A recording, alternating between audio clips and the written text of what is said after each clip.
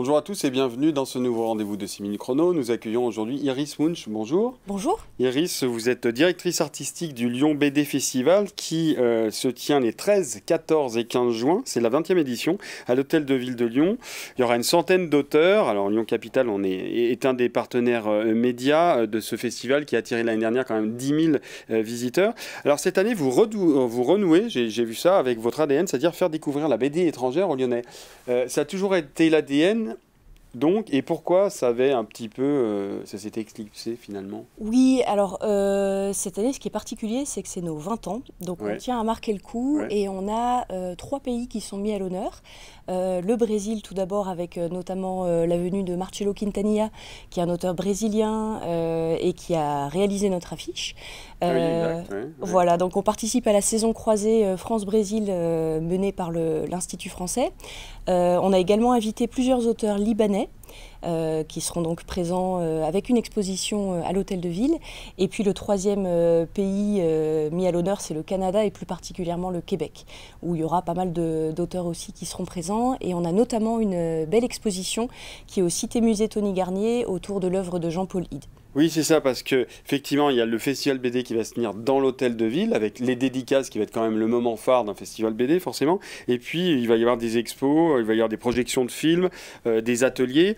Et puis, une journée professionnelle qui est organisée en collaboration avec le syndicat national de l'édition. Alors, il y a des choses intéressantes, par exemple, des thèmes, on peut peut-être un peu évoquer, mais aujourd'hui, quelle place pour la BD chez, alors, ce qu'on appelle les young adults, chez les jeunes jusqu'à 30 ans, quelle place aujourd'hui la BD? C'est ça. En fait, la thématique principale de la journée pro, c'est comment est-ce que la bande dessinée raconte le monde. Et on est parti sur plusieurs axes pour ça, notamment effectivement la bande dessinée chez les young adultes, comment est-ce qu'ils lisent, comment est-ce qu'ils s'approprient la bande dessinée, en dehors du manga, évidemment, puisqu'on sait que c'est le genre de bande dessinée qui est le plus lu par les jeunes. Et donc, de quoi ont-ils envie qu'on parle? Est-ce qu'on est plutôt dans la fiction? Est-ce qu'on est plutôt dans la bande dessinée du réel? Donc on va s'interroger un petit peu sur ces thématiques-là. On va également parler de la bande dessinée d'hier et d'aujourd'hui.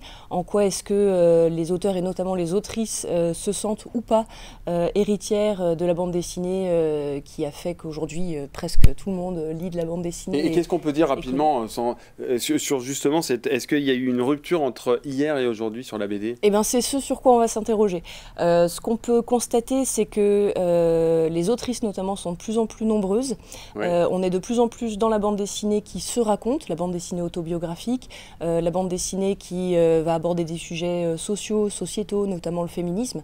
Et donc on s'interroge un petit peu sur le rapport entre la bande dessinée d'hier, qui était de la bande dessinée d'aventure, et la bande dessinée d'aujourd'hui, qui a plus tendance à s'ancrer dans le réel. Et il y a notamment, sur ce plateau, on en avait déjà parlé avec d'autres personnes, mais il y a notamment, par exemple, sur le film documentaire, c'est quelque chose qui marche vraiment beaucoup. Il y a une explosion du film documentaire. Est-ce qu'il y a une explosion aussi de la BD documentaire, ancrée dans le réel, justement? Alors, cette année, pas tout à fait, mais c'est un fil rouge qu'on peut retrouver dans toutes les expositions, et notamment autour de l'exposition de Marcelo Quintanilla, donc, qui est l'auteur brésilien dont je parlais, qui, lui, est très, très ancré dans le réalisme. Il décrit son Brésil, il décrit les rapports entre les gens, entre les générations, et c'est quelque chose qu'on peut retrouver là. On va également la retrouver autour de l'exposition du Liban et puis dans l'œuvre de Jean-Paul Hide, voilà, par exemple. Mais voilà, la BD, c'est un moment de détente, effectivement, mais c'est aussi une manière de raconter le monde un peu différente et d'avoir un regard un peu différent. J'ai vu que sur le site du Lyon BD Festival, il y avait une invitation à faire des dons. Au final, parce qu'il faut quand même préciser, c'était important, c'est un festival qui est gratuit, donc accessible à tout le monde. Justement, comment on crée un festival gratuit, comment on fait en sorte qu'il reste gratuit? Donc finalement, ma question, c'est quel est le budget? Est-ce que vous avez des subventions, des aides? Oui, bien sûr. Alors cette année, c'est seulement la deuxième année consécutive que le festival est gratuit. C'était une volonté, suite aux difficultés qu'on a eues après le Covid, après des difficultés en interne, de pouvoir permettre à nouveau au festival d'être visible et d'être visité par le plus grand nombre de personnes. Donc on souhaite qu'il reste gratuit et si possible dans la continuité. Mais comme toutes les structures culturelles, on est évidemment en difficulté face aux baisses de subventions. On est très aidé par la ville, par la métropole et par la région. On a également les aides des instances du livre comme la SOFIA, le CNL. Donc on a des subventions. C'est quoi le budget d'un festival comme ça? Alors là, cette année, on est autour de 300 000. 300 000 euros et en aide, vous touchez combien? Presque tout. On a très peu de rentrées nous-mêmes, Oui. puisque notre activité principale, c'est le festival, même si on a évidemment tout ce qu'on organise au Collège Graphique, mais qui pour l'instant ne représente pas grand-chose en termes de rentrée financière.